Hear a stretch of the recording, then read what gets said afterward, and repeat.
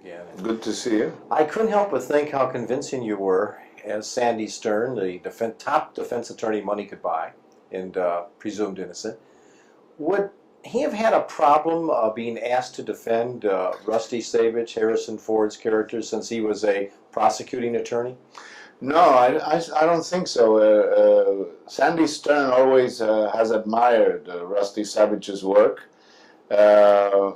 He calls him his toughest adversary. Yeah. So when he comes to him and asks him to defend him, he feels quite flattered, because that means that Rusty Savage had the same admiration for him. A mutual respect for each other. Mutual respect, right? And admiration, yeah. I couldn't help but think of watching you in the courtroom scenes. You were so comfortable and you moved so well that would you agree attorneys could be frustrated actors in the courtroom? Oh, definitely.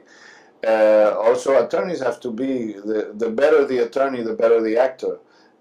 Presentation and performance is very important. I was discussing this with several attorneys that I met in New York City during my research, and attorneys really, their performance has to be impeccable. And the same thing with an actor.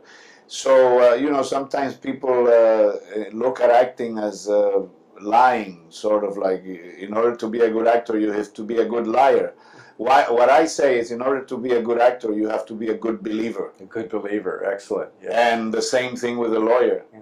A lawyer really has to believe in his client, has to believe in what he's saying at the moment that he's saying it, and has to believe in his facts so that the jury can believe him. Yeah. Same thing with an audience. And like an actor, an attorney is concerned with their appearance, the way they dress, the way their defendant dresses. Very important. Because makeup and everything else. Makeup, whatever. Well, I don't know about makeup for the courtroom, but the way the lawyer is dressed. Yeah. I met this lawyer in New York City who was very helpful. He's one of the top defense lawyers in the city, Michael Kennedy, and he told me his wife supervises his wardrobe, how he is going to dress. Everything is important because the jury is watching you all the time. Yes. It's very important, and you're there all day. I was a juror myself in a trial, in a murder trial, and if the lawyer is not effective, you fade off. It's very hard to be there concentrated all day long. You know, so it's very important. Everything is very important. Were technical advisors helpful to you in this? Yes, there was Billy Ford there. Attorney? Who's an attorney, and he was there with us all the time, and we would ask him questions. He would advise us on what to do, what not to do, what was the most appropriate, the most effective thing to do. So that was very helpful, yes. Just going off from Presumed Innocent just for a second, I just wondered, I was so impressed with your performance as Romero, knowing that you went to a Catholic grade school with the good nuns. If any of them, you heard from any of them to say you played a good bishop. Oh yes, I did, as a matter of fact. I got notes from nuns, actually from all over the country. You did? From all over the country, they would send me a card, even sometimes a little, you know, one of those little pictures of stamps or saints, send me a rosary, you know, as a gift.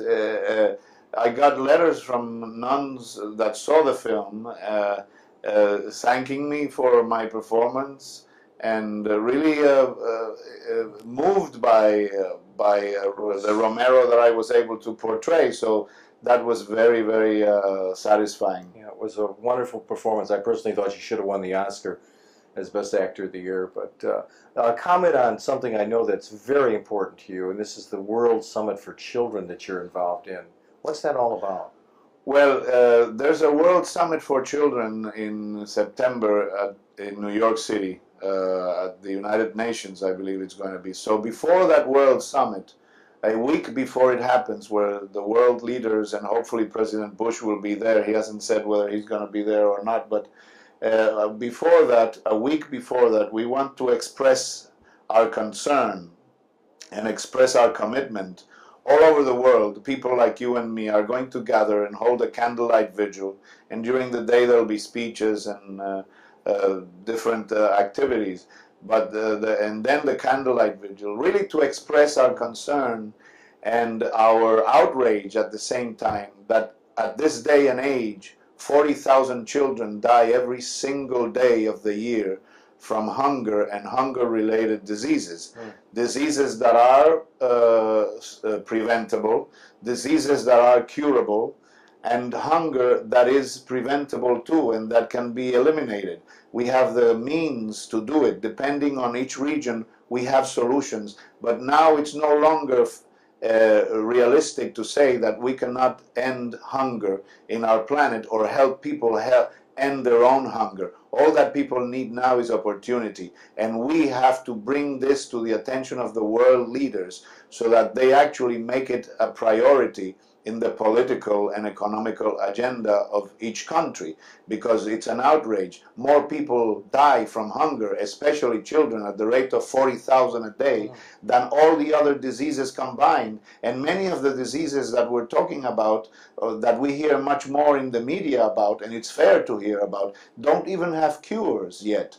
We have a cure for hunger and hunger-related diseases, very simple cures, as a matter of fact. And it's an outrage that this silent Holocaust is still happening in the planet at the rate of 40,000 a day. That's millions of lives of children that can be prevented from dying, lives that can live a prosperous life, a good life, and they're not, because we're not willing it. We're not committing ourselves. We're not making it a priority in the governments of our country. So it's important that we participate in this vigil September 23rd, and the number to call to participate is 1-800-WE-AGREE. 1-800-WE-AGREE. We'll put that on our screen too, so our Thank you. can see that. Yes, there is hope, and now that there is hope, we should do something about it. We should act on it. Right. Raul, thank you so much. And quickly, why should we see Presumed Innocent?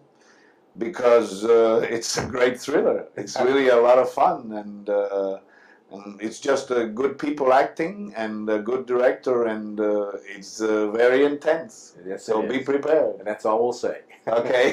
Yes. Right. Thank you. Okay. It acknowledges